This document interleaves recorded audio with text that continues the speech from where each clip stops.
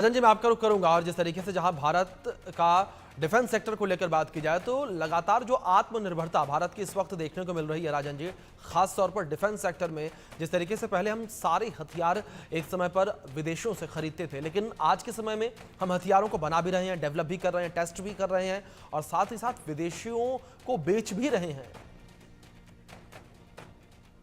देखिए, अभी वो टाइम नहीं आया है। आत्मनिर्भर भारत एक लंबा सफ़र है और हम ये स्टेटमेंट्स नहीं दे सकते अभी कि हम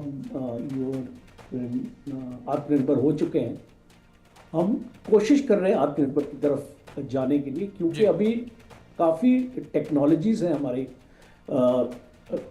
जो हमको चाहिए, वो अभी तक हम उनको डेवलप नहीं कर पाए और ये एक वर्क इन प्रोग्रेस होता है। देखिए, आप कोई भी सिस्टम अगर एक फौज में इंडक्ट करते हैं, वो फौज में 30 से 40 साल तक रहता है और इसीलिए आप उसमें आपको टेक्नोलॉजी की इसलिए ज़रूरत होती है क्योंकि आपको उस सिस्टम को अपग्रेड करना पड़ता है। और अगर आपके पास टेक्नोलॉजी नहीं होती है, आप बाहर से इंपोर्ट करते हैं, तो वो आपके पास आप उसको अपग्रेड नहीं कर सकते। इसलिए अभी हमने देखा ब्रह्मोस को हम राफेल में फिट करना चाहते थे, बट हमारे पास वो सोर्स कोड नहीं था राफेल का, इसीलिए हम उसको ब्रह्मोस में उसको फिट नहीं कर पाए। सो इसीलिए मैं ये मानता हूँ तो बहुत अच्छा एक स्टेप होता है इस बोलना के आत्मनिर्भर, बट आत्मनिर्भर के लिए हमारा डिफेंस इकोसिस्टम हमारे देश में मजबूत होना बहुत ज़रूरी है और उसमें हमारा जो डिफेंस मैन्युफैक्चरिंग सेक्टर है वो आज आपको आपके जीडीपी का 16% कंट्रीब्यूटर है जी। तो कोई भी देश अगर उसका मैन्युफैक्चरिंग सेक्टर वीक है तो वो जो ये कोशिश उसको करनी चाहिए कि अपना मैन्युफैक्चरिंग सेक्टर को और मजबूत करें। और ये कुशा सिस्टम जो है, मैं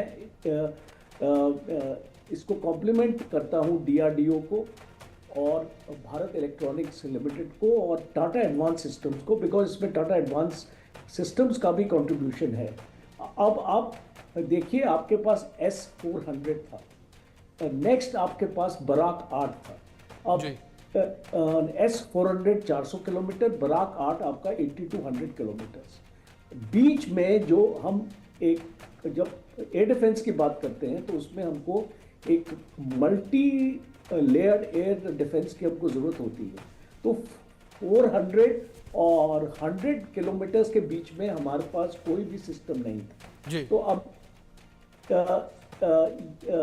ये जो डेफिशिएंसी है 400 किलोमीटर और 100 किलोमीटर की, आपका कुछ सिस्टम इस डेफिशिएंसी को पूरा करता है जी। और ये जैसे आपने इसको अभी आपने अपना एक इसका नैरेटिव दिया है कि इसमें 3 इंटरसेप्टर्स होंगे, M1, M2, M3 जी। अब जो M1 है वो 150 किलोमीटर तक जाएगा, तो दूरी आपकी एड्रेस हो रही है बीच वाली जी। और जो M2, M3 है उसको टाइम लगेगा, उसको और 7-8 साल लगेंगे आने में जी। अभी फिलहाल हमारा जो M1 हमको सिस्टम है वो हमको देगा। और इसकी एक खास इंपॉर्टेंट चीज़ मैं आपको बताना चाहता हूँ, जो हाइपरसोनिक मिसाइल्स है अपना 7 मैक स्पीड की, ये सिस्टम के पास काबिलियत है कि जितनी भी वर्ल्ड की क्रूज मिसाइल्स हैं और एक हाइपरसोनिक जो 7 मैक तक, means 7 time the speed of sound, ये सिस्टम उसको इंटरसेप्ट कर सकेगा।